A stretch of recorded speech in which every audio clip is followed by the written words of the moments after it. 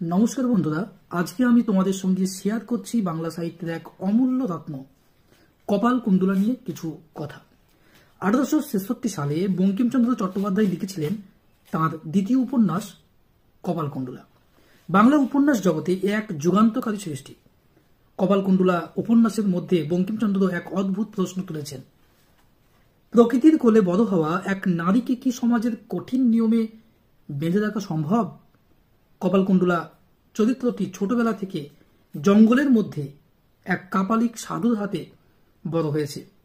সে সমাজের নিয়ম কানুন, সমাজের রীতিনীতি কিছুই কিন্তু জানে না। তার সরলতা আর স্বাধীনতা ছিল প্রকৃতির মতোই উন্মুক্ত। হঠাৎ তার জীবনে আসে নবকুমার, সভ্য সমাজের এক শিক্ষিত যুবক। প্রেমে পড়ে যায় দুজনেই। কপালকুণ্ডলার জীবনে আসে নতুন স্বপ্ন, নতুন আশ্রয়। কিন্তু প্রকৃতি আর সমাজের সংঘর্ষ তখনই শুরু হয়। কাপালিক চায় প্রতিশোধ, আর সমাজ চায় তাকে নিয়মের বাঁধনে বাঁধতে। নবকুমারের সঙ্গে বিয়ের পর কপালকুণ্ডলা এক অজানা জগতে পা রাখে। কিন্তু সমাজের কুটিলতা, সমাজের শত্রুতা আর ষড়যন্ত্র তাকে দমিয়ে দেয়। যে মেয়ে মুক্ত বাতাসে শ্বাস নিয়েছিল, সে ধীরে ধীরে শৃঙ্খলের ভারে আটকিয়ে যায়। এই উপন্যাসের মাধ্যমে বঙ্কিমচন্দ্র দেখিয়েছেন প্রকৃতির সন্তান কখনো সমাজের বদ্ধ জীবনে পুরোপুরি মানিয়ে নিতে পারে না।